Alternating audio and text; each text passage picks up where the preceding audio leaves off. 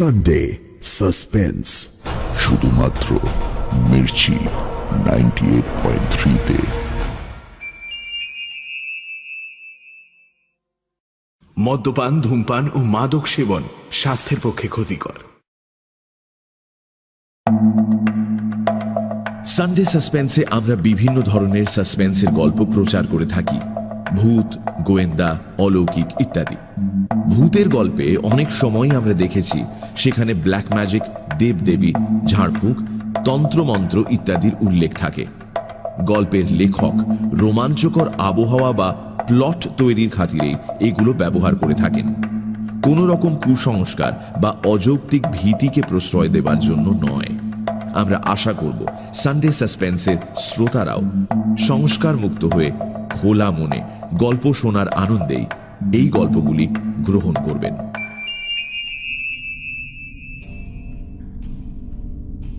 বাংলা সাহিত্যের রোমাঞ্চকর কিছু গল্প দিয়ে সাজানো আমাদের এই বিশেষ নিবেদন সানডে সাসপেন্স। আজ আপনার জন্য তারাদাস বন্দ্যোপাধ্যায়ের লেখা তারানাথ তান্ত্রিকের গল্প। তারাদাস বন্দ্যোপাধ্যায় বিভূতিভূষণ বন্দ্যোপাধ্যায়ের একমাত্র পুত্র। ব্যারাকপুরে জন্ম 1947 সালের 15ই অক্টোবর, মৃত্যু 2000 সালের 18ই জুলাই। বাবার মতোই করেছেন শিক্ষকতা। রাজ্যের তথ্য ও সংস্কৃতি বিভাগে ডেপুটি ডিরেক্টর ছিলেন। তাঁর লেখা উল্লেখযোগ্য গ্রন্থ কাজল এবং কাজলের পরের পর্ব তৃতীয় পুরুষ। তারানাথ তান্ত্রিক চরিত্রটি তাঁরই সৃষ্টি। আমাদের আজকের গল্পটি আমরা নিয়েছি মিত্র ও ঘোষ থেকে প্রকাশিত তারানাথ তান্ত্রিক এই বইটি থেকে। এই গল্পটির সন্ধান আমাদের দিয়েছেন খড়গপুরের শ্রোতা দেবাশিস পাল চৌধুরী। আমরা তার কাছে কৃতজ্ঞ। প্রধান চরিত্রে তারানাথ তান্ত্রিক ও বিশু ঠাকুর, গল্প পাঠে সোমক, তারানাথ তান্ত্রিকের ভূমিকায় মীর, গল্পের সূত্রধার আমি অগ্নি। শুরু হচ্ছে তারানাথ তান্ত্রিকের গল্প।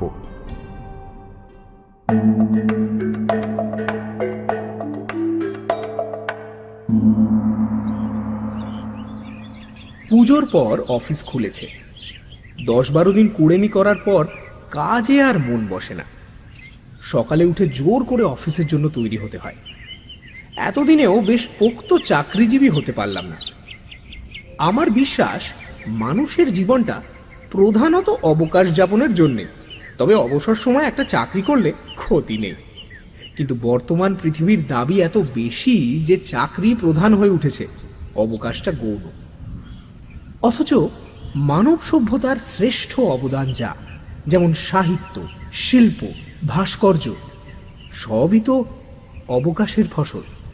একমাত্র বার্নে পেটেন্ট অফিসে কাজ করতে করতে আইনস্টাইনের আপেক্ষিকতাবাদের আবিষ্কার ছাড়া চাকরি করে আর কে কবে অমর হয়েছে। ছুটির পর বাড়ি ফিরে চা খেতে খেতে এইসব উচ্চ মার্গের চিন্তা করছিলাম। ক্রমে যখন ধারণা হয়ে এসেছে যে চাকরি না করলে আমিও জগতে অমর কীর্তি রেখে যেতে পারি, ঠিক সেই সময় বাইরে থেকে কিশোরীর হাঁক শোনা গেল। বেরিয়ে বললাম, কি হে, ব্যাপার কি? এই যে ফিরেছো দেখছি। আজ আর তাসের আড্ডায় যেতে ইচ্ছে করছে না, চলো তারানাথকে বিজয়ের প্রণামটা করে আসি। শার্টটা গায়ে চাপিয়ে কিশোরীর সঙ্গে বেরিয়ে পড়লাম।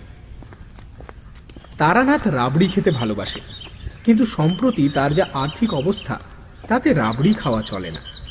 কিশোরী আর আমি টাকা দিয়ে রাবড়ি কিনে নিলাম। আমাদের দেখে তারানাথের মুখ উজ্জ্বল হয়ে উঠল। বলল, বউ আর ছেলে পিলেরা ছাড়া এই তোমরাই যা বিজয় করতে এলে এবার। এত যে জানাশোনা লোক ছিল, তারা গেল কোথায় বলো দেখি? রাবড়ি পেয়ে তারানাথ খুব খুশি।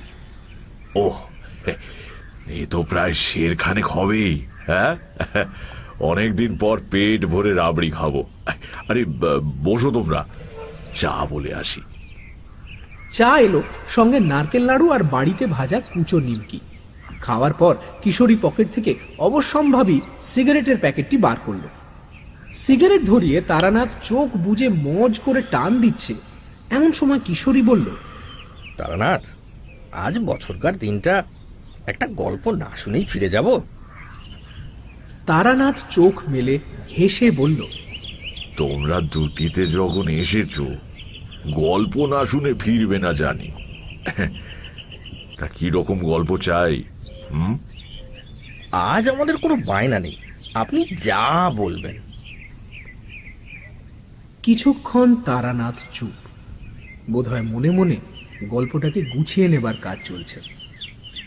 সিগারেটের শেষ টান দিয়ে তারানাথ বলতে শুরু করল।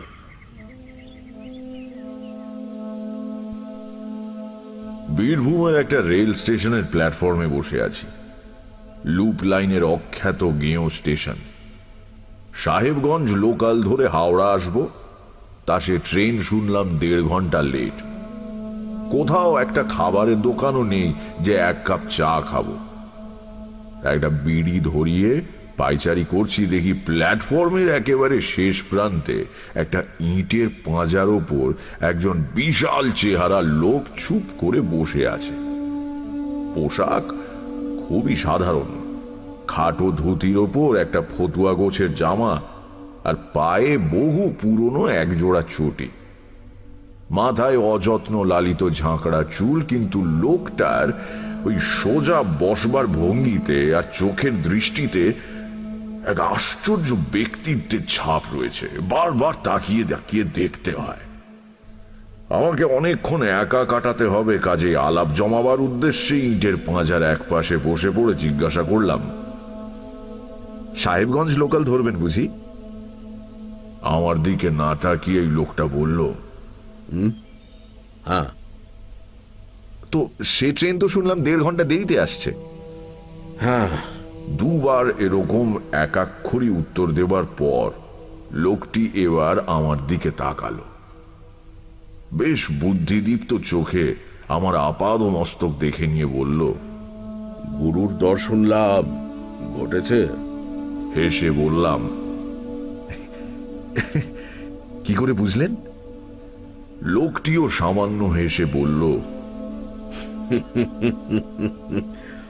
হাত গুনতে হয় না, তোমার গেরুয়া আর রুদ্রাক্ষের মালা দেখেই বলা যায় যে তুমি কোন পথের পথিক। আর গুরুর ব্যাপারটা? গুরুর কৃপা না পেলে চোখে জ্যোতি ফোটে না। তোমার চোখে সেই জ্যোতি রয়েছে। তুমি বলছি বলে আবার রাগ করছো না তো? তুমি আমার চেয়ে অনেকটাই ছোট। সবিনয়ে বললাম, না না, আমাকে তুমিই বলবেন। আমার বয়স কত বলে মনে হয়? ভালো করে তাকিয়ে দেখে বললাম, বছর 50 হবে নাকি? আমার 72 চলছে, সামনে চৈত্রে 73 হবে। অবাক হয়ে বললাম, বলেন কি? যা, তা কি করে হতে পারে?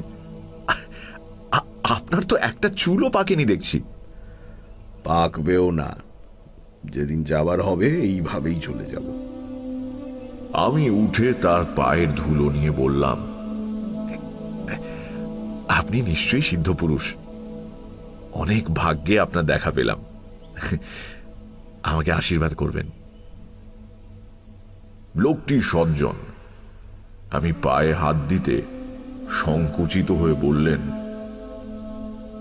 আরে আরে, পায়ে হাত দিচ্ছ কেন? আমি সিদ্ধ পুরুষ টুরুষ কিছু নই ভাই। নিয়মিত প্রাণায়াম করি, তাতেই শরীর তৈরি হয়ে গেছে আর কি। জরার আক্রমণ কিছুদিন ঠেকিয়ে রাখতে পারবো। ইটের পাঁজার ওপর লোকটির পাশে জমিয়ে বসলাম। একটু একটু করে আলাপ হয়ে গেল। জানতে পারলাম তার নাম বিশ্বেশ্বর ভট্টাচার্য। লোকে বিশু ঠাকুর বলে ডাকে। এককালে মুর্শিদাবাদের কোন গ্রামে বাড়ি ছিল, এখন কিচ্ছু নেই। এই রকম ঘুরে ঘুরে বেড়ান। কোথাও কোনো বটতলায় বা মন্দিরে আশ্রয় নেন। সাধু সন্তের প্রতি গ্রামের মানুষের আকর্ষণ চিরকালের। তারা দেখতে এসে কলা মূলো যা দেয় তাতেই একটা পেট চলে যায়। জিজ্ঞাসা করলাম, তো এখন যাচ্ছেন কোথায়? উনি একটু চুপ করে থেকে বললেন, বেশি দূর নয়, এই কয়েকটা স্টেশন পরেই আমার এক গুরু ভাইয়ের বাড়ি। একসঙ্গে দীক্ষা নিয়ে দুজনে কিছুদিন সাধনা করেছিলাম। পরে সে অবশ্য বিয়ে থা করে সংসারী হয়। ধানের ব্যবসা করে কিছু টাকাও করেছিল। সেটাই তার কাল হলো শেষ অবধি। নড়ে বসে বললাম, কিরকম? বিশু ঠাকুর বললেন, আমার সেই বন্ধু মানে রামরাম ঘোষাল 10-12 আগে খুন হয়েছে। সে কি, খুন? কেন? রামরামের কিছু টাকা পয়সা হয়েছিল, এ খবর অনেকেই জানত। নিজের বসত বাড়ি থেকে একটু দূরে বাঁশ ঝাড়ের পেছনে রামরাম একখানা ঘর তুলেছিল। সেখানে রাত্রিরে গিয়ে সাধন ভজন করবার চেষ্টা করত। গৃহী হয়েও এই অভ্যেসটা ছাড়তে পারেনি। এই ঘরেরই মাটির মেঝেতে টাকা পুঁতে রেখেছিল রামরাম। তাকে মেরে মাটি খুঁড়ে সবকিছু নিয়ে চলে গেছে। কে করলো এই কাজ? বিশু ঠাকুর বললেন, জানি না, তবে যে করেছে তাকে শাস্তি পেতেই হবে। যে কাঠায় মাপ সে কাঠায় শোধ, বুঝলে? ঠাকুরের গলার স্বরে একটু অবাক হলাম। এ শুধু প্রিয় বন্ধুর অক্ষম হাহাকার নয়, এ কথার পেছনে দৃঢ় প্রত্যয় লুকিয়ে রয়েছে। কিন্তু অজ্ঞাত হত্যাকারীর বিরুদ্ধে বিশু ঠাকুর কি বা করতে পারেন তা বুঝলাম না। তুমি কোথায় চলেছ? হেসে বললাম, কোথাও না, মানে কোনো ঠিক নেই আর কি। বাড়িতে ভালো লাগে না, তাই ঘুরে ঘুরে বেড়াই, আর সাধু সন্ন্যাসী দেখা পেলে তাদের সঙ্গ লাভের চেষ্টা করি। এই যেমন এখন ইচ্ছে করছে আপনার সঙ্গে থাকি। বিশু ঠাকুর এই প্রথম হাসলেন, বললেন, আমার সঙ্গে থাকতে চাও? বেশ, চলো, আমার কোনো আপত্তি নেই। খাওয়া দাওয়া কিন্তু আমার যা জুটবে তোমারও তাই, আবার নাও জুটতে পারে। চলবে তো? আমার অভ্যেস আছে। আমার সংক্ষিপ্ত উত্তরে বিশু ঠাকুর একবার আমার মুখের দিকে তাকিয়ে দেখলেন, তারপর বললেন, বেশ, চলো তাহলে। অখ্যাততর একটি স্টেশনে নেমে মাইল 6 হেঁটে ঘোর সন্ধেবেলা রামরাম ঘোষালের গ্রামে পৌঁছানো গেল। বিশু ঠাকুর আগে 2-1 বার এ গ্রামে এসেছেন। তিনি হনহন করে হেঁটে গ্রামের একেবারে শেষ প্রান্তে একটা বড় 8চালা বাড়ির সামনে দাঁড়ালেন। মাঝখানে উঠোন ঘিরে গায়ে গায়ে লাগা অনেকগুলো ঘর। উঠোনে তুলসী মঞ্চ, ঘরে ঘরে আলো জ্বালার উদ্যোগ চলছে, সঙ্গে কয়েকটি শিশুর কলরব শোনা যাচ্ছে। কিন্তু সব মিলিয়ে বাড়ির পরিবেশে একটা শোকের বিষণ্ণতা পরিব্যাপ্ত হয়ে আছে। বিশু ঠাকুর আমার হাত ধরে উঠোনে এসে দাঁড়ালেন। গৃহস্বামী এগিয়ে এসে অতিথিকে আপ্যায়ন না করলে অতিথির পক্ষে দাঁড়িয়ে থাকাটা বড় অস্বস্তিকর হয়ে পড়ে। এ বাড়ির কর্তা এখন কে জানি না, কাজেই আমরা চুপ করে দাঁড়িয়েই রইলাম। মিনিট 10 পরে উঠোনের ওধারের একটা ঘর থেকে প্রদীপ হাতে এক বিষণ্ণ মূর্তি মহিলা বেরিয়ে তুলসী তলায় আসতে গিয়ে আমাদের দেখে থমকে দাঁড়িয়ে বললেন, কে কে ওখানে? বিশু ঠাকুর 2 পা এগিয়ে গিয়ে বললেন, বৌমা, আমি বিশ্বেশ্বর ভট্টাচার্য, চিনতে পারছ? রামরাম থাকতে আমি এসেছিলাম কয়েকবার। মহিলাটি এক মুহূর্ত নীরব থাকবার পর চিৎকার করে কেঁদে উঠলেন।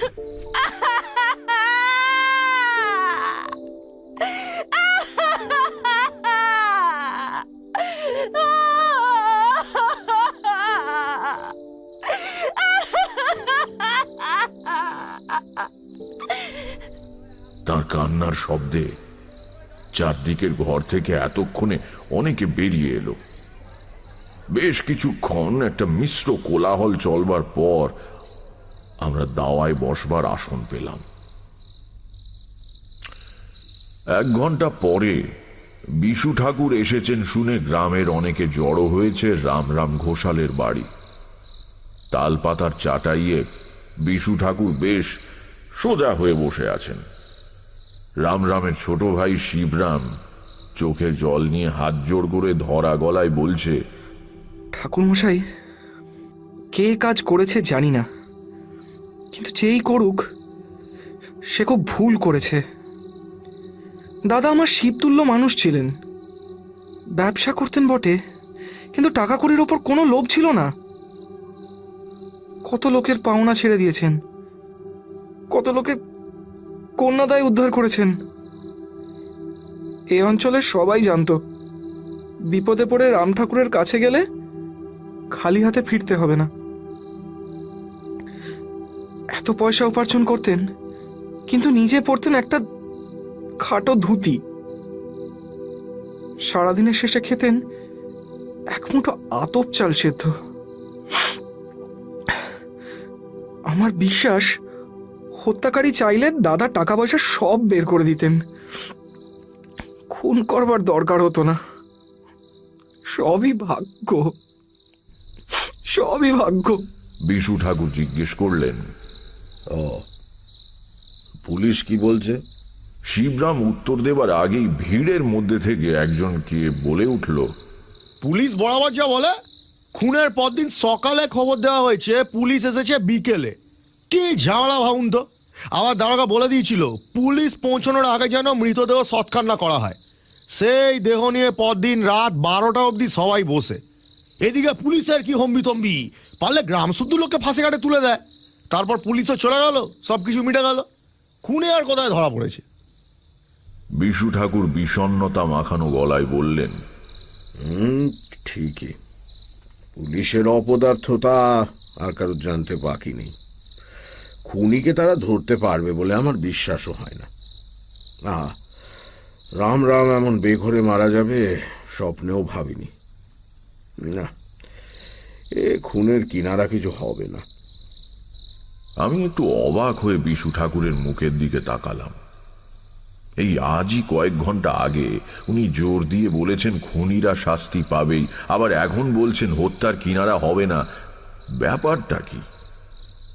কিন্তু বিশু ঠাকুর সত্যিই যেন কেমন হতাশ আর হালছড়া ভঙ্গিতে বসে রয়েছেন, আর চোখে মুখে শোকের ছায়া।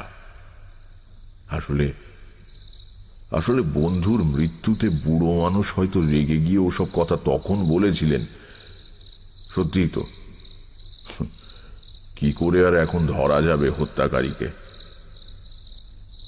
ইতিমধ্যে একজন দীর্ঘ দেহ শ্যামবর্ণ লোক ভিড়ের থেকে একটু আলাদা হয়ে দাওয়ার এক প্রান্তে বসে সবার কথা শুনছিল। গ্রাম্য মানুষদের থেকে তার ব্যক্তিত্বকে কিছুটা আলাদা করে বোঝা যায়। অন্য সবাই বেশিরভাগই খালি গায়ে এসেছে, কেবল এই লোকটির গায়ে হাফ হাতা নীল শার্ট। এসব শহুরে ধাঁচ লোকটা পেল কোথায় এই ভাবছি, এমন সময় লোকটা বলে উঠল, খুনের কিনারা হবে না বলছেন? ভাবলেও খারাপ লাগে। রামজাঠার মতো লোক খুনের শাস্তি না হলে তার আত্মা শান্তি পাবে না। কিছুই কি করার নেই? সে কথার উত্তর না দিয়ে বিশু ঠাকুর লোকটির দিকে তাকিয়ে প্রশ্ন করলেন, তুমি কে? লোকটি যেন একটু থতমত খেয়ে বলল, আগে আমি হরিপদ। রাম রামের ভাইপো? আগে না, ওকে ছোটবেলা থেকেই জ্যাঠামশাই বলে ডাকি। উনি আমার বাবার বন্ধু ছিলেন। গতবার এসে তো তোমাকে দেখেছি বলে মনে হয় না। হরিপদ বলল, ঠিকই, আমি মাঝে প্রায় 15 বছর গ্রামে ছিলাম না, বাইরে চাকরি করতাম। সম্প্রতি গ্রামে ফিরে এসেছি। চাকরি ছাড়লে কেন? বিশু ঠাকুরের জেরায় লোকটি স্পষ্টত বেশ অস্বস্তি বোধ করছে। সে বলল, শরীরটা ভালো যাচ্ছে না, চাকরির ধকলটা পোষালো না। শরীর একটু ভালো বোধ করলে হয়তো আবার চলে যাব। বিশু ঠাকুর তাকে আর কোনো প্রশ্ন করলেন না। উপস্থিত ব্যক্তিদের মধ্যে একটু মাতব্বর মতো শ্রীদাম ঘোষ, তিনি বলে উঠলেন, ঠাকুর, যখন এসেছেন এদের বাড়িতে একটু সস্তায়ন করে দিয়ে যান। আসলে অপঘাতটা হলো তো, বাড়িটা একটু ঠান্ডা হবে ক্ষণ। সে হবে, কর্তব্য করব বলেই তো এসেছি। আবার ঠাকুরের দিকে তাকিয়ে দেখলাম, ভারী অদ্ভুত মানুষ তো। সেই দৃঢ় প্রত্যয়ের সুর ফিরে এসেছে গলায়। কর্তব্য,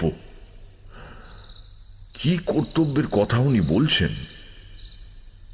কিন্তু আমাকে বেশি ভাবতে না দিয়ে বিশু ঠাকুর হঠাৎ দাঁড়িয়ে উঠে বললেন, চলো দেখি তোমরা, রামরামে সেই চালাঘরটা কোন দিকে, একটু দেখে আসি জায়গাটা। গ্রামে যেমন হয় পুরো ভিড়টা আমাদের সঙ্গে চলল। বাড়ির পেছনের ঘন বন জঙ্গলের মধ্যে দিয়ে একটা ছোট্ট সুঁড়ি পথ চলে গিয়েছে। সেটা ধরে বেশ কিছুটা যাওয়ার পর মৃত বলরাম ঘোষালের সাধন পীঠে এসে উপস্থিত হলাম। সামান্য খানিকটা জায়গা পরিষ্কার করে মজবুত চালাঘর তোলা হয়েছে। মাটির সিঁড়ি বেয়ে উঠে প্রথমে সরু দাওয়া, তারপর ঘর। দরজা খোলা, হা হা করছে। এখানে কয়েকদিন আগেও একজন রীতিমতো জীবন্ত মানুষ বসে ঈশ্বরের আরাধনা করত। এখনো তার রক্তের দাগ মাটির মেঝেতে লেগে রয়েছে। এইসব ভাবতে গিয়ে মনটা উদাস হয়ে গেল। হাসি মুখে যে লোকটা দুপুরে ভাত খেয়েছে, ভোরে সূর্য প্রণাম করেছে, ভবিষ্যতের স্বপ্ন দেখেছে, সে জানতো না পরের দিন সকালে এই পৃথিবীটা তার কাছে অনেক দূরের হয়ে যাবে। এইটুকু তো মানুষের জীবন, নিতান্ত অনিশ্চিত। এরই মধ্যে কত ঈর্ষা, কত বিদ্বেষ, পার্থিব ভোগ্যবস্তু অধিকার করে রাখার প্রাণপণ প্রচেষ্টা, কি সার্থকতা এর! বিশ্বেশ্বর ভট্টাচার্য আর আমি দাওয়া পেরিয়ে ঘরের মধ্যে ঢুকলাম। শ্রীদামের হাতে লণ্ঠন ছিল, সেও আমাদের সঙ্গে ঢুকলো ঘরে, তার পেছন পেছন শিবরাম। বাকিরা ভিড় করে দাঁড়ালো দরজার কাছে। গ্রামে এমনিতে জীবন নিস্তরঙ্গ, কাজেই সামান্য কিছু ঘটলেও খবর রটে বিদ্যুতের গতিতে। ঘোষাল বাড়িতে দুজন সাধু এসেছে। এবার তা রটে যেতেই অর্ধেক গ্রাম রামরামের চালাঘরের সামনে এসে জমল। ঘরের এক কোণে কাঠের ছোট জলচৌকির ওপর লাল বনাত দিয়ে ঢাকা ঠাকুরের আসন। সেখানে সিঁদুর মাখানো একটি পাথরের কালী মূর্তি রয়েছে। দেয়ালে দশমহাবিদ্যার ছাপা ছবি বাঁধানো, বাজারে যেমন কিনতে পাওয়া যায়। এছাড়া সমস্ত ঘরে আর কিছুই নেই, আসবাবপত্রও না। ঘরের মেঝেতে এখানে সেখানে মাটি খুঁড়ে ডাঁই করা রয়েছে। হত্যাকারী বেশ মাথা ঠান্ডা লোক বলতে হবে। একজনকে খুন করে তার মৃতদেহের পাশে বসে মাটি খুঁড়ে লুকোনো টাকা বের করতে হলে স্নায়ুর ওপর রীতিমতো কর্তৃত্ব থাকা প্রয়োজন। একবারে যে খুঁজে পায়নি তা বোঝাই যাচ্ছে, কারণ মেঝের বিভিন্ন অংশ খোঁড়া হয়েছে। ঠাকুরের আসনের সামনে মাটির মেঝেতে কালো ছোপ লেগে রক্ত শুকিয়ে কালো দেখাচ্ছে। অর্থাৎ গভীর রাত্রিরে রামরাম ঘোষাল যখন দরজার দিকে পেছন ফিরে সাধনায় রত ছিলেন, তখন আততায়ী পেছন থেকে তাকে আঘাত করে। মাটিতে লেগে থাকা রক্তের দাগের দিকে তাকিয়ে বিশু ঠাকুরের চোখ জলে ভরে এলো।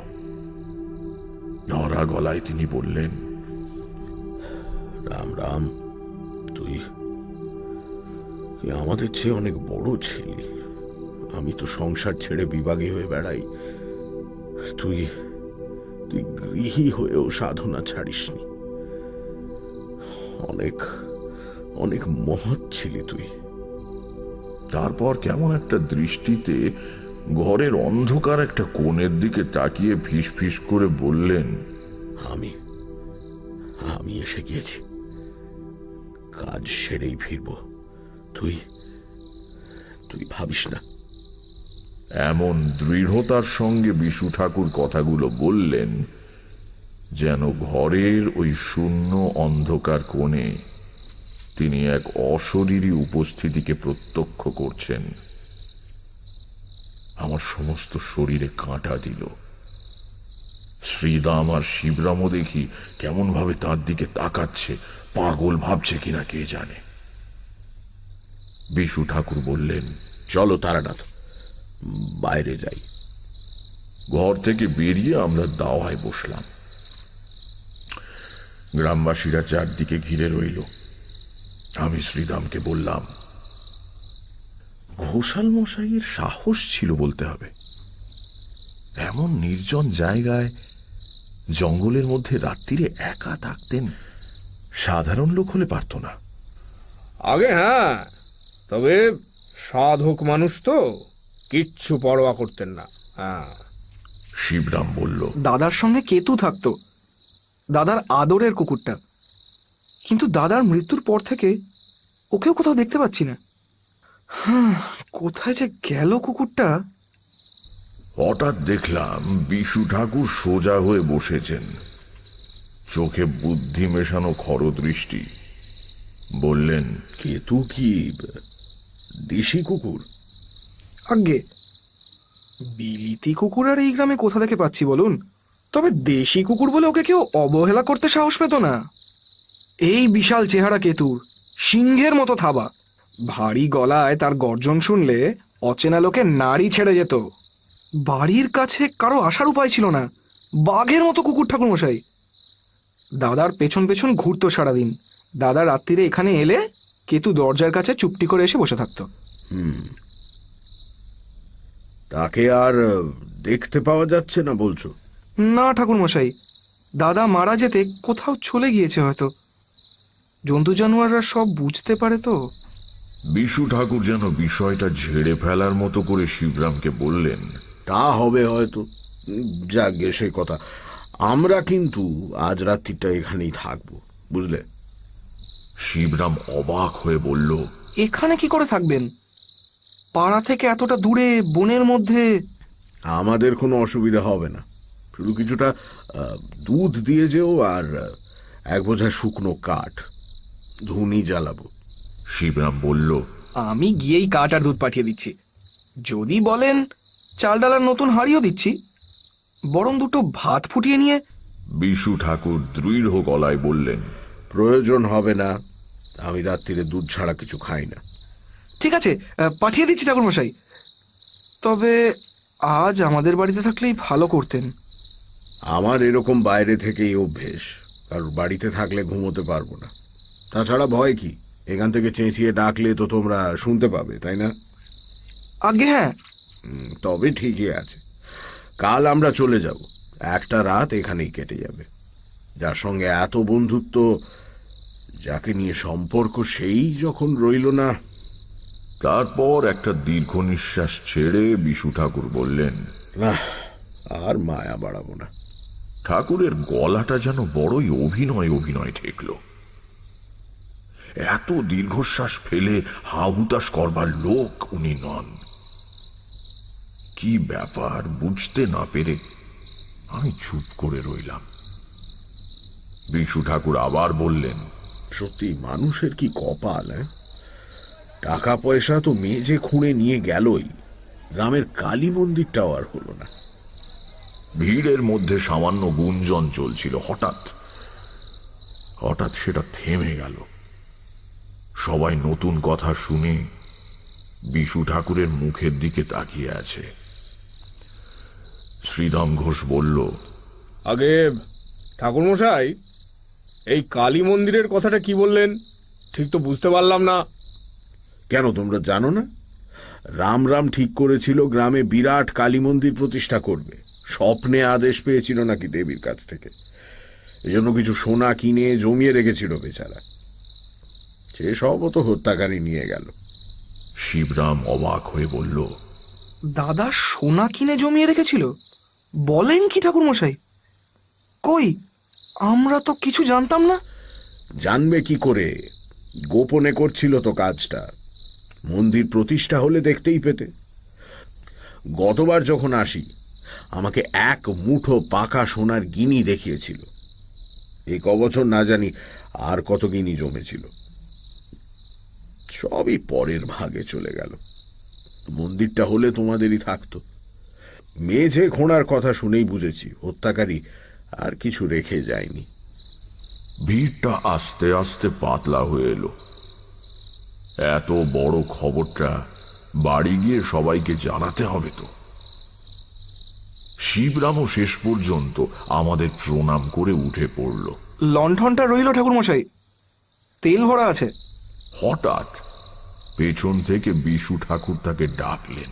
শিবরাম, শোনো, আগে দুধটা তুমি নিজে দিয়ে যেও, কারোর হাতে পাঠিও না। আর শিবরাম বিনীত ভঙ্গিতে দাঁড়িয়ে অপেক্ষা করতে লাগলো। রামরামের কুকুর কেতুর গায়ের রং কি ছিল বলতে পারবে? লাল কি? একটু বিস্মিত হয়ে শিবরাম বলল, হ্যাঁ আগে না, কালো, মিশমিশে কালো। কেন বলুন তো? না, এমনি মনে হলো তাই জিজ্ঞেস করলাম। আচ্ছা, তুমি যাও এখন। শিবরাম চলে যেতেই চারদিকে নৈশ স্তব্ধতা যেন প্রকট হয়ে উঠল। ঝিঁঝি ডাকছে জঙ্গলে, বাঁশ বনে অদ্ভুত শব্দ করে বাঁশ দুলছে। মাথার উপরে কেবল একটুখানি খোলা আকাশ দেখা যায়। অজস্র নক্ষত্র ফুটেছে কালো রাত্রির পটে। আবহাওয়া বেশ সুন্দর, তেমনি গরমও নেই, আবার ঠান্ডাও নয়। বিশ্বেশ্বর ভট্টাচার্যের গলা শুনতে পেলাম। রাত্রির নির্জনতার মধ্যে বেজে উঠেছে। আস্তে আস্তে স্পষ্ট উচ্চারণে বলছেন, অহন্যহনি ভূতানি গচ্ছন্তি হজমালয়ম শেষাঃ স্থাবরমিচ্ছন্তি কিমাশ্চর্যমতঃ পরম। বললাম, মহাভারত? বকরূপী ধর্মের সঙ্গে যুধিষ্ঠিরের সংলাপ। প্রত্যেক দিনই পৃথিবীতে শত শত মানুষ মরছে। কেউ পার্থিব সম্পদ বুঁচকা মেঁধে সঙ্গে নিয়ে তো যেতে পারছে না। তবুও যারা বেঁচে আছে তারা ভাবছে তারা বুঝি চিরকালই বেঁচে থাকবে। কিন্তু সবাই এই সার কথা বুঝে সন্ন্যাসী হয়ে গেলে জগৎ সংসার কি করে চলবে ঠাকুরমশাই? সবাই সন্ন্যাসী হবে কেন? গৃহী কি সৎ হতে পারে না? অনাসক্ত হতে পারে না? কিসের সম্পত্তি আর ঐশ্বর্য আর ক্ষমতা নিয়ে অহংকার? জানো তো, মা কুরু ধনজন যৌবন গর্বং নিমেষে হরতি কালং সর্বং। যদি সম্পদ সংগ্রহ করতে হয় তাহলে অপরের জন্য করো। মহাকাল সব এক নিমেষে হরণ করতে পারে। বললাম, যেমন ঘোষাল মশাই গ্রামের লোকদের ভালো হবে বলে মন্দির প্রতিষ্ঠার জন্য সোনা জমিয়েছিলেন। বিশু ঠাকুর এক মুহূর্ত আমার দিকে রহস্যময় চোখে তাকিয়ে রইলেন। তার ঠোঁটের কোণে সূক্ষ্ম হাসির রেখা। তারপর চোখ সরিয়ে নিয়ে হালকা গলায় বললেন, রামরাম কোনোদিনই মন্দির প্রতিষ্ঠার জন্য দেবীর আদেশ পায়নি। তার কোনো সোনাও জমানো ছিল না। বিস্মিত হয়ে বললাম, তার মানে আপনি যে সবাইকে বললেন নিজের চোখে এক মুঠো গিনি দেখে গিয়েছেন? মিথ্যে কথা বলেছি। সে কি? কেন? সোনা আমার কল্পনা ছাড়া কোথাও ছিল না, কাজেই হত্যাকারী নিশ্চয়ই তা পায়নি। যা নেই তা আর পাবে কি করে? কিন্তু আমার এই কথাটা এখনই গ্রামের মধ্যে প্রচার হয়ে যাবে। যে খুন করেছে সে রামরামের পরিচিত লোক। তাহলে প্রথমত সে রামরামের লুকোনো টাকার কথা জানতে পারত না। দ্বিতীয়ত, তাকে দেখেই খুনের রাতে কুকুরটা চেঁচাতো এবং আক্রমণ করত। সম্ভবত একটু আগেই এখানে যে ভিড় জমেছিল তার মধ্যেই সে দাঁড়িয়েছিল। এখন সেই সোনার কথা শুনে সে মনে করবে এটা এখন ওই ঘরের মেঝেতেই কোথাও মাটির তলায় পোঁতা রয়েছে। সোনার লোভ বড় লোভ। আমার বিশ্বাস এই ভুল শুধরে নিতে সে আবার এখানে আসবে। শুনে বিশেষ ভরসা হলো না। বাঁশবনের ধারে এই চালা ঘরে আমরা দুটি প্রাণী। রাত্রিরে যদি রামরামের হত্যাকারী আবার আসে তাহলে আমি অন্তত খুব একটা আনন্দ পাব না। বললাম, কবে আসবে? বিশু ঠাকুর হেসে বললেন, ভয় নেই, আজ আসবে না। সে বোকা নয়, সে জানে তার হাতে অঢেল সময় রয়েছে। আমরা কাল চলে গেলে সে যে কোনো দিন এসে ধীরে সুস্থে কাজ শেষ করে যাবার কথা ভাববে। একজন অসতর্ক মানুষকে খুন করা সোজা, কিন্তু ধুনি জ্বালিয়ে জেগে থাকা দুজন মানুষকে আক্রমণ করা সহজ নয়। আর খামোকা করবি বা কেন, যখন পরে নিরুপদ্রবে কাজটা সারা যেতে পারে। একটু ভেবে বললাম, কিন্তু আমরা তো কাল চলে যাচ্ছি, তাহলে এই ফাঁদ পেতে লাভ কি? খুনি এলেই বা তাকে ধরবে কে? আর ধরলেই বা কি প্রমাণ হবে? রাত্রিরে এই চালাঘরের কাছে ঘুরঘুর করছিল, কাজেই সে রামরাম ঘোষালকে মেরেছে, এমন যুক্তি কি আদালত শুনবে? বিশু ঠাকুর যথার্থ বিস্ময়ের সঙ্গে বললেন, আদালত? এর মধ্যে আদালত আসছে কোথার থেকে? তাহলে? পরে বলবো। তুমি তো আমার সঙ্গে আছো, দেখতেই তো পাবে। চুপ করে বসে আছি, একদম চুপ। ওদিকে সময় গড়িয়ে যাচ্ছে। বিশু ঠাকুর আপন মনে গুনগুন করে একটা শ্যামা সঙ্গীত গাইছেন। মায়ের পায়ের জবা হয়ে ওঠে না ফুটে। ইতিমধ্যে শিবরাম দুধ নিয়ে এলো। ভয় করছে না তো ঠাকুরমশাই? না, মায়ের নাম গান করছি, ভয় কি? দরকার হলে চেঁচিয়ে ডাকবেন কিন্তু, কেমন? নিশ্চয়ই, তুমি চিন্তা করো না। শিবরাম চলে গেলে ঠাকুর মশাই আমার দিকে তাকিয়ে বললেন, শিবরামকে নিজে এসে দুধ দিয়ে যেতে বলেছিলাম কেন জানো? কেন? আমরা আশায় এ গ্রামের একজন নিশ্চয়ই স্বস্তি বোধ করছে না। সে কে তা তো আমরা জানি না, তাই সাবধানে থাকাই ভালো। সামনে আক্রমণ না করলেও খাবারে বিষ মিশিয়ে দিতে বাধা কোথায়? দুধটা শিবরামের নিজের গরু, নিশ্চিন্তে খেতে পারো। খাবো? খাও। শিবরাম তার দাদাকে খুন করেনি। কি করে বুঝলেন? আমি বুঝতে পারি। নিজের পোঁটলা থেকে একটা পেতলের ঘটি বের করে তাতে অর্ধেক দুধ ঢেলে নিয়ে মাটির ভাঁড়টা আমার দিকে বাড়িয়ে দিয়ে বললেন, খাও। ঘটিতে একটা চুমুক দিয়ে বিশু ঠাকুর বললেন, যে অন্যায় করে মনে তার সব সময়ই ভয় থাকে, এই বুঝি ধরা পড়লাম। সবার দিকেই সে সন্দেহের চোখে তাকায়, তাই এই সাবধানতাটুকু নিতেই হলো। শুধু দুধ খেতে কষ্ট হচ্ছে না? লজ্জা পেয়ে বললাম, না না, আমারই ভুল। তুমি ছোকরা লোক, তোমার খিদে পেতেই পারে। কি খেতে ভালোবাসো তুমি? হেসে বললাম, আমার এখন কিছু না হলেও চলবে। হ্যাঁ, তবে একটু আগে মনে পড়ছিল ছোটবেলায় গ্রামের বিরিঞ্চি ময়রার দোকানের মাখা সন্দেশের কথা। মা দুধ আর মাখা সন্দেশ খেতে দিতেন মাঝে মাঝে। কোথায় গেল সেই ছোটবেলা? মাখা সন্দেশ মানে কাঁচা গোল্লা? ভালো মজা তো। আজই বিকেলে তোমার সঙ্গে দেখা হওয়ার একটু আগে খানিকটা মাখা সন্দেশ কিনেছিলাম, রাত্রিরে আর কিছু না জুটলে খাবো বলে। আর তুমিও কিনা পৃথিবীতে এত জিনিস থাকতে মাখা সন্দেশই খেতে চাইলে। দাঁড়াও। বিশু ঠাকুর পোঁটলার মধ্যে হাত ঢুকিয়ে একটা শাল পাতা ঠোঙা বের করে আমার হাতে দিলেন। ঠোঙার ভেতরে অনেকখানি কাঁচা গোল্লা। ঠাকুরের দিকে তাকিয়ে বললাম, এটা আপনি বিকেলে কিনেছেন? মানে আমার সঙ্গে দেখা হওয়ার আগে? হ্যাঁ, কেন? এই সন্দেশ তো এখনো গরম রয়েছে। একটু থতমত খেয়ে বিশু ঠাকুর বললেন, মোচকার ভেতর ছিল তো, তাই গরম রয়ে গিয়েছে আর কি। আপত্তি জানিয়ে বললাম, না না, তাই কখনো হতে পারে নাকি? হতে পারে নিশ্চয়ই, নইলে হলো কি করে? নাও নাও, আর কথা না বাড়িয়ে খেয়ে ফেলো দেখি, তারপর তুমি ঘুমো, আমি জেগে থাকবো। শুয়ে শুয়ে অনেক রাত্রির অবধি দেখলাম বাঁশবনের মাথা দুলছে তারা ভরা আকাশের পটভূমিকায়। ঘুম আসার আগে একবার জিজ্ঞাসা করলাম, আচ্ছা, কেতুর কি হলো বলুন দেখি? গম্ভীর গলায় বিশু ঠাকুর উত্তর দিলেন, কেতুকে হত্যাকারী মেরে ফেলেছে, সম্ভবত বিষ মেশানো খাবার দিয়ে। চেনা লোক বলে কেতু চেঁচামেচি করেনি, হাত থেকে খাবারও নিয়েছে। কিন্তু রামরামকে আঘাত করতে দেখলেই সে আক্রমণ করত, কাজেই তাকে আগে সরানো একান্ত দরকার ছিল। দেহটা কোথায় গেল তাহলে? খুব সম্ভবত শেয়াল নিয়ে গেছে। এসব অঞ্চলে সাবধানে দরজা দিয়ে না শুলে অনেক সময় ছোটখাটো শিশুকেও বিছানা থেকে শেয়াল টেনে নিয়ে যায়।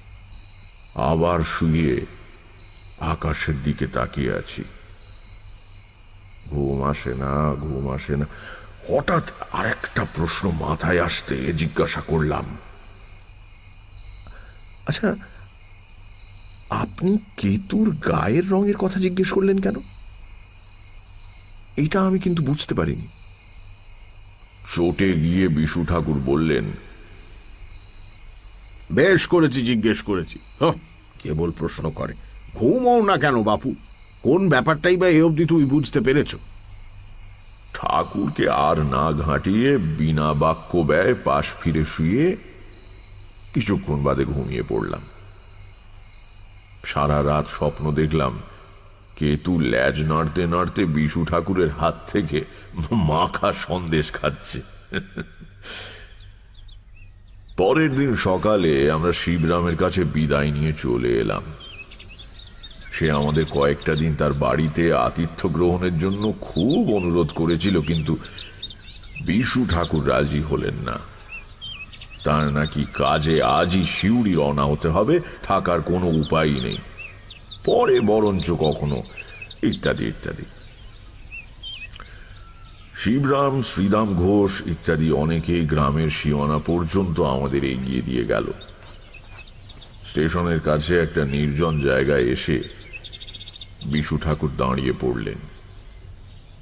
তারপর আমার দিকে তাকিয়ে বললেন, তারানাথ, এখন আমি যা বলছি খুব মনোযোগ দিয়ে শোনো। আমরা শিউরি যাচ্ছি না, আমরা যেখানেই থাকবো আজকের দিনটা। তারপর রাত্রিরে আবার গ্রামে ফিরে যাব।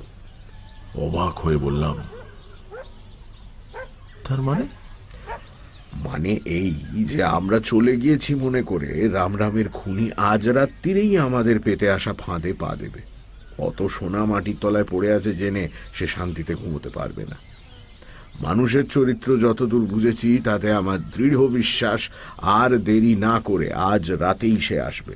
তাকে ধরতে গেলে ওই চালা ঘরের পাশে জঙ্গলে আমাদের লুকিয়ে বসে থাকতে হবে।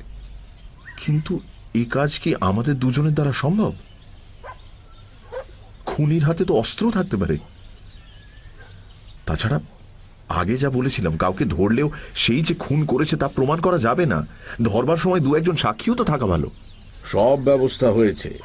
আমরা রওনা হওয়ার আগে বাড়ির মেয়েরা প্রণাম করতে চায় বলে শিবরাম আমাকে অন্দরমহলে নিয়ে গেল না, তখনই শিবরামকে আমি সমস্ত কথা খুলে বলেছি। শিবরাম, তার দুই জোয়ান ছেলে আর বাড়ির কয়েকজন কৃষক আজ রাত্রিরে না ঘুমিয়ে তৈরি হয়ে বসে থাকবে। আমাদের ডাক শুনলেই তারা দৌড়ে চালা ঘরে এসে হাজির হবে। আপাতত দিনের বেলাটা আমরা স্টেশনেই কোথাও ঘাপটি মেরে কাটিয়ে দিই। এসো। এরকম একটা খুন ও খুনির ব্যাপারে আমার জড়িয়ে পড়তে ইচ্ছে করছিল না মোটেও। আবার ঘটনার শেষটা দেখার জন্য নিদারুণ কৌতূহলও ছিল। ফলে থেকেই গেলাম। ভালো সিদ্ধান্তই নিয়েছিলাম, কারণ এর ফলে জীবনের এক অন্যতম আশ্চর্য অভিজ্ঞতা আমার সেদিন লাভ হয়েছিল। প্ল্যাটফর্মের শেষ প্রান্তে কয়েক বস্তা পাটের পেছনে বসে আমাদের দিনটা কেটে গেল।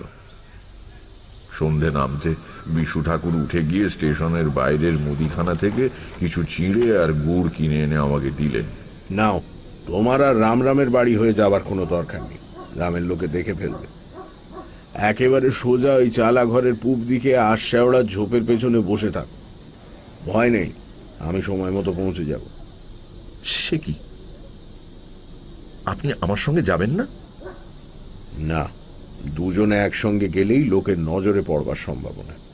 তুমি সোজা পথে গ্রামে ঢুকো না, গ্রাম ছাড়িয়ে চলে গিয়ে পেছনের আম বাগান দিয়ে চালাঘরের কাছে যেও। তারপর আমার মুখের দিকে তাকিয়ে বললেন, তুমি ভয় পাচ্ছ নাকি? শোনো, বিশ্বেশ্বর ভট্টাচার্য যাকে বলেছে ভয় নেই, তার সত্যি কোনো ভয় নেই। যাও। লোকটার জাদুকরী ব্যক্তিত্ব আছে। এত সবের পরেও আমি একলা যেতে রাজি হয়ে গেলাম। অন্ধকারে অচেনা পথে 6 মাইল হাঁটতে সময় লাগে।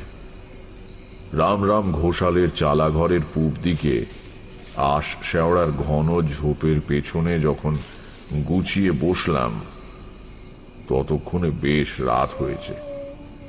অন্তত পল্লীগ্রামে একেই রাত বলে। দূরে কোথাও সংকীর্তন হচ্ছিল, ক্রমে সেটাও বন্ধ হয়ে গেল। বাঁশ ঝাড়ে মাটির ওপর পড়ে থাকা শুকনো বাঁশ পাতার ওপর দিয়ে মাঝে মাঝে খসখস করে কি যেন যাতায়াত করছে।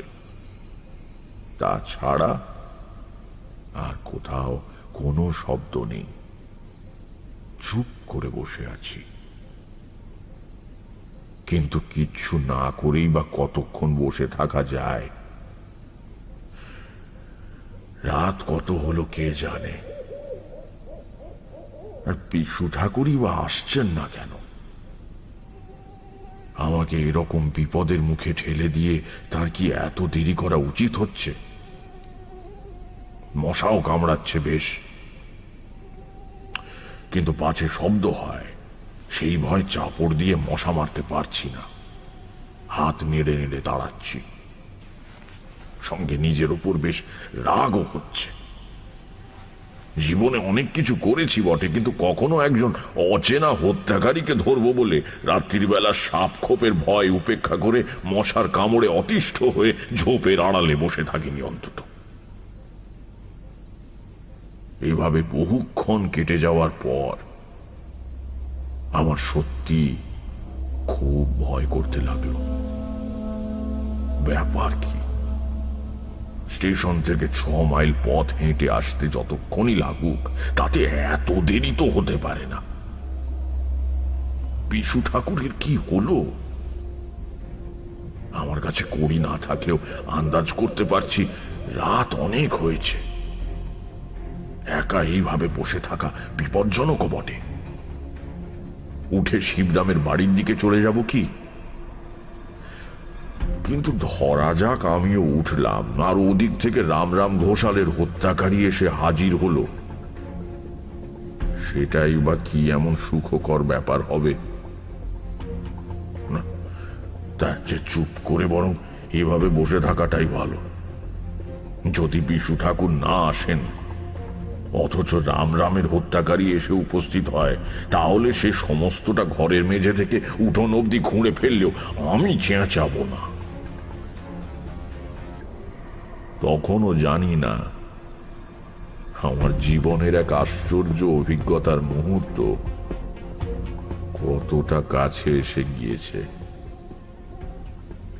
নাকের ফুটোয় একটা মশা ঢুকে পড়ায় হাঁচি এসেছিল প্রাণপণে। হাত মুঠো করে চোয়াল শক্ত করে সজোরে হেঁচে ফেলবার ইচ্ছে দমন করবার চেষ্টা করছি, এমন সময় আমি যেখানে বসে আছি তার উল্টো দিক দিয়ে, অর্থাৎ বাঁশ বাগানের পাশের জঙ্গল ঢেলে সন্তর্পণে কার আসবার আওয়াজ পেলাম। হাঁচি আপনি বন্ধ হয়ে গেল। বিশু ঠাকুর এলেন কি? কিন্তু তিনি এলে আমি যে পথে এসেছি সেই পথে মাঠের মধ্যে দিয়ে ঘুরে আসবেন, নয়তো শিবরামের বাড়ির থেকে শুঁড়ি পথটা ধরে আসবেন। কিন্তু ও রাস্তায় নয়, ওটা তো গ্রামের ভেতর থেকে আসবার রাস্তা। রামরাম ঘোষালের চালাঘরটা অন্ধকারের স্তূপের মতো দাঁড়িয়ে রয়েছে। জঙ্গল ভেদ করে তার পাশে ফুটে উঠল একটা ছায়া মূর্তি, বেশ লম্বা মতো, হাতে সম্ভবত একখানা শাবল। লোকটা সন্দিগ্ধ ভাবে এদিক ওদিক তাকাচ্ছে। আমি যেভাবে যেখানে বসে আছি তাতে আমাকে দেখতে পাওয়া সম্ভব নয়, কিন্তু প্রচন্ড ঝুঁকির কাজে প্রবৃত্ত হলে মানুষের স্নায়ু এক ধরনের বিশেষ সংবেদনশীলতা লাভ করে। তাই দিয়ে লোকটা হয়তো অনুভব করেছে আজ রাতে এই জায়গা তার পক্ষে নিরাপদ নয়। ততক্ষণে আমি কিন্তু লোকটাকে চিনে ফেলেছি। হরিপদ। কি নৃশংসতা মানুষ টাকার লোভে করতে পারে। বাবার বন্ধুকে হত্যা করতে তার হাত কাঁপেনি, আবার আজ এসেছে সোনার লোভে। হরিপদর মনোবল বোধহয় ভেঙে পড়ল। ইতস্তত করে সে ফিরে যাওয়ার উদ্যোগ করছে। আমার চুপ করে দেখে যাওয়া ছাড়া অন্য কোনো গতি নেই। এমন সময় আমার বাঁদিকে খুব কাছে ঝোপের মধ্যে একটা আওয়াজ শুনে চমকে তাকিয়ে অবাক হয়ে গেলাম। বুকের মধ্যে বিস্ময়ে আর আতঙ্কে ঢেউ খেলে উঠল। কখন যেন আমার ঠিক গা ঘেঁষে এসে দাঁড়িয়েছে একটা বাঘের মতো মিশমিশে কালো কুকুর। তার প্রগাঢ় নিঃশ্বাসের শব্দ স্পষ্ট শুনতে পাচ্ছি। এক দৃষ্টে সে ঝোপের ফাঁক দিয়ে হরিপদের দিকে তাকিয়ে রয়েছে। হরিপদও বোধহয় কিছু শুনতে পেয়েছিল। সে ফিরে দাঁড়িয়েছে। তার সমস্ত শরীর শক্ত, শাবলটাও শক্ত করে ধরে আছে।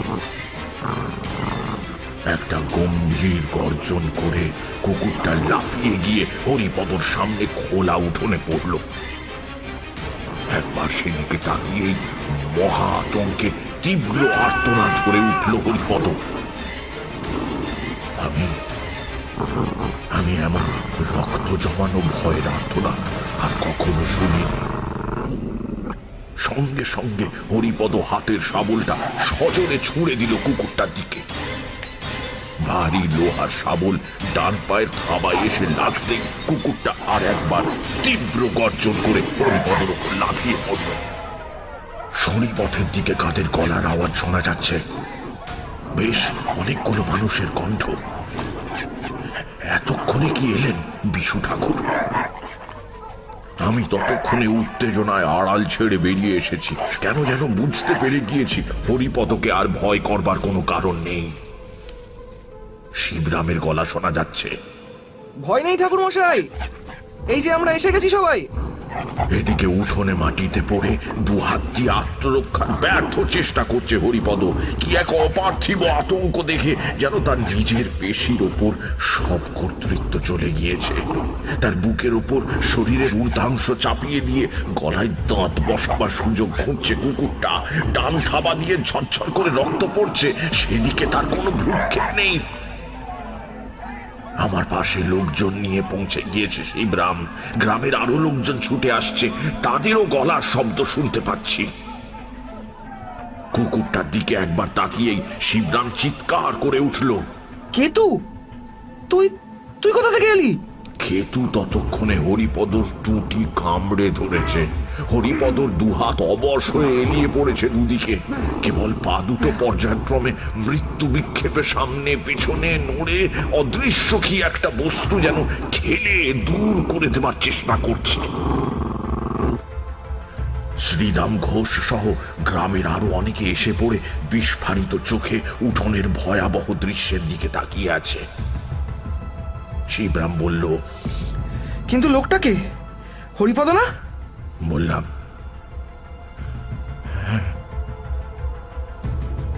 এতক্ষণে সম্বিত ফিরে পেয়ে শিবরামের কৃষানেরা লাঠি উঁচিয়ে তাড়া করে গেল।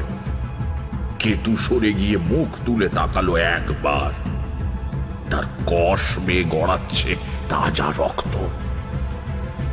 তারপরে এক লাফে কেতু পাশের ঝোপে পড়ে মিলিয়ে গেল।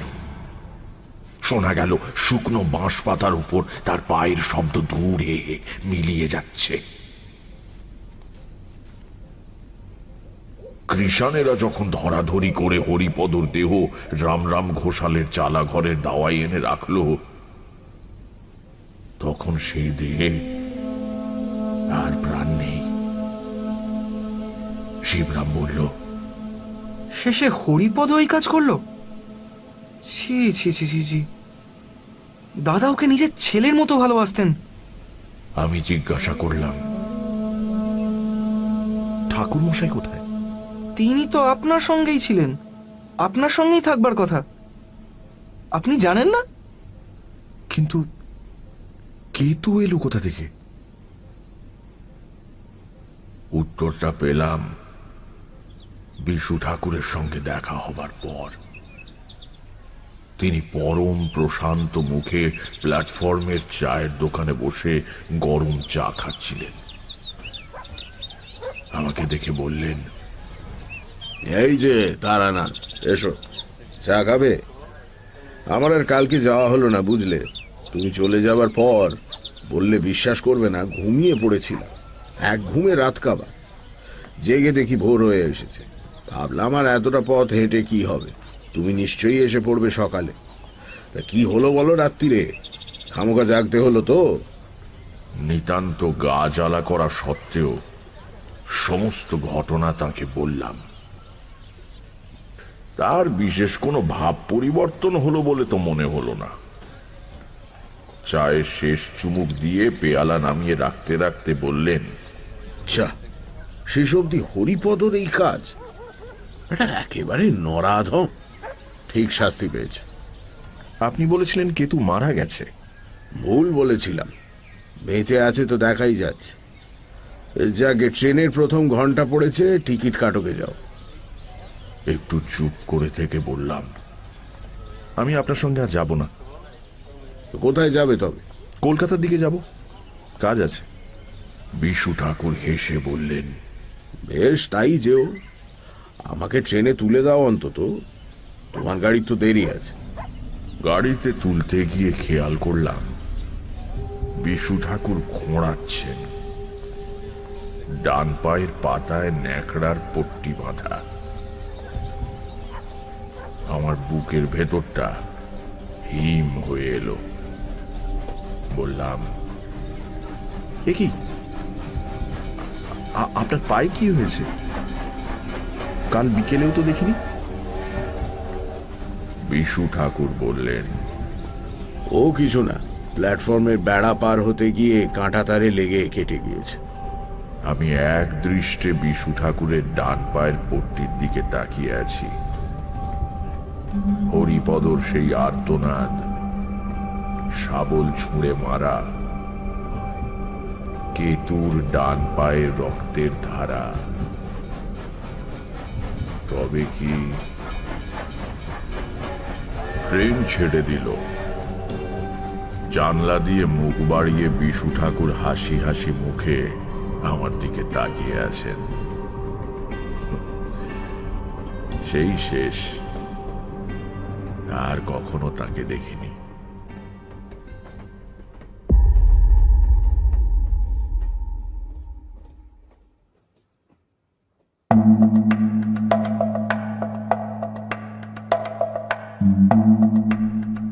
শুনছিলেন তারানাথ তান্ত্রিকের গল্প। রচনা তারাদাস বন্দ্যোপাধ্যায়। তারানাথ তান্ত্রিকের চরিত্রে মীর। গল্প পাঠে ও শ্রীদাম ঘোষের ভূমিকায় সোমক। বিশু ঠাকুরের চরিত্রে দীপ। শিবরামের ভূমিকায় অত্রি। কিশোরীর চরিত্রে অমর্ত্য। রামরাম ঘোষালের স্ত্রী অয়ন্তিকা। হরিপদ জনৈক ব্যক্তি এবং গল্পের সূত্রধার আমি, অগ্নি। শব্দগ্রহণ, আবহ সঙ্গীত এবং স্পেশাল এফেক্টসে সৌম্য এবং শুভ। পর্ব পরিচালনায় সোমক এবং গোধূলি। বিশেষ সহযোগিতায় আমি, অগ্নি। মির্চি 98.3 এর তরফ থেকে আন্তরিক ধন্যবাদ লেখকের স্ত্রী মিত্রা বন্দ্যোপাধ্যায়কে এই উদ্যোগে আমাদের পাশে থাকার জন্য। শেষ হলো তারাদাস বন্দ্যোপাধ্যায়ের লেখা তারানাথ তান্ত্রিকের গল্প। আগামী সপ্তাহে আরও একটি রোমাঞ্চকর গল্প নিয়ে হাজির হবে সানডে সাসপেন্স।